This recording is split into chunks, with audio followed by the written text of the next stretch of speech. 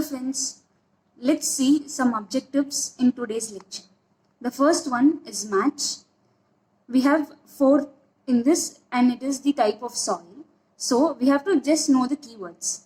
Lacustrine soil are generally found in lakes. We can relate it with lakes and lacustrine. So this is deposited at the bottom of lakes. Then is the alluvial soil. Alluvial soils are generally found by transported running water. So these are generally near the river banks or the rivers which are perennial in nature. Aeolian soils, aeolian means they are transported by wind. So it's transported by wind. And marine soils, generally we say marl or marine, which are deposited in sea water. So the next question is also a match where we have gravity and we can match it to talus. Lake, as we've already seen, it's lacustrine. Glacial, it is the stratified drift. And wind is the lowest. Wind, we've already seen, it's aeolian soil and it can also be called loess or dune. The next question is humus. Humus is actually a half decomposed soil. Half decomposed meaning they don't have the organic nature. That is, the soil has not got its nutrients completely. The next question is loam means. Loam generally consists of sand, silt and clay. Peat is composed of, the options are clay and sand, decayed vegetable matter, inorganic silt and clay, synthetic chemicals. But peat is generally decayed vegetable matter and also they are rich in organic matter.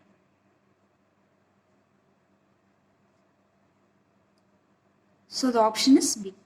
In case of silts, the following type of soil structure is exhibited.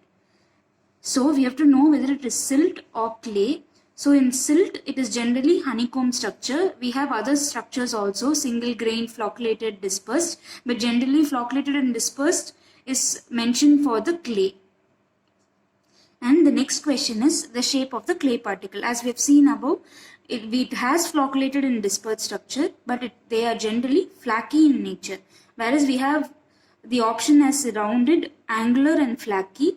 Rounded and angular are generally for a boulder or gravel which has huge size. And these are caused due to physical weathering. Whereas flaky nature is caused due to chemical weathering process. So the next question is, sand particles are made up of. They are made up of rock minerals. Here we can use the technique of elimination, where we have the option illite and kyalinite, which are generally clay minerals. So neglecting these both, we can also neglect the option all of the above. So the remaining option is rock minerals. The next question is, amongst the given soils, the specific surface area is highest for. It is highest for clay.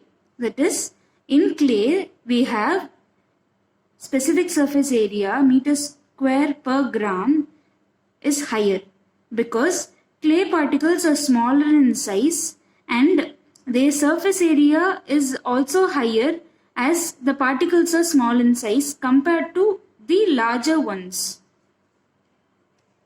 The next question is, amongst the following clay minerals, the mineral which causes highest swelling and shrinkage. In previous lecture, we had a tabulation of the properties of kyalinite, illite and montmorillonite, and we had various natures and the ascending and descending order of the properties. So here they have asked which is the highest swelling and highest shrinkage. So it is montmorillonite.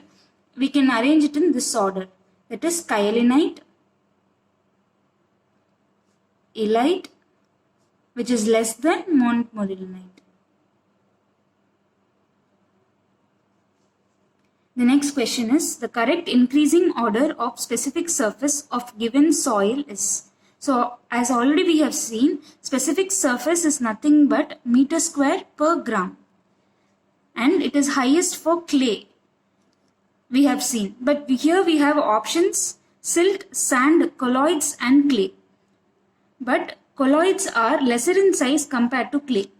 So we can neglect these two options and we have these two. And also we know that next to colloids we will have the clay. So the option is C. Sand, then silt, then clay, then the colloids. Meaning that colloids will have the highest specific surface. The next question is, adsorbed water exhibits or imparts? So the answer is plasticity. We have already seen that in clay surface we have negative charge, and due to this negative charge the dipolar molecule of water gets attracted towards the surface and they are very tightly held to the surface, and this is known as the adsorbed water. This adsorbed water generally exhibits plasticity. Whereas in case of friction or shear strength is generally expressed by the phi value and C, and thus is friction also. So the next question is, flocculated structure formed by attraction of particles and particles have the dash orientation. So we have two types of structures, that is flocculated and dispersed. In dispersed we have parallel surfaces, whereas in flocculated we have edge to face orientation, and the answer is edge to face. This has more amount of voids compared to the dispersed structure. So it's clear. The next question is, consider the following: kyelinite, illite and montmorillonite arranged in increasing order of grain size.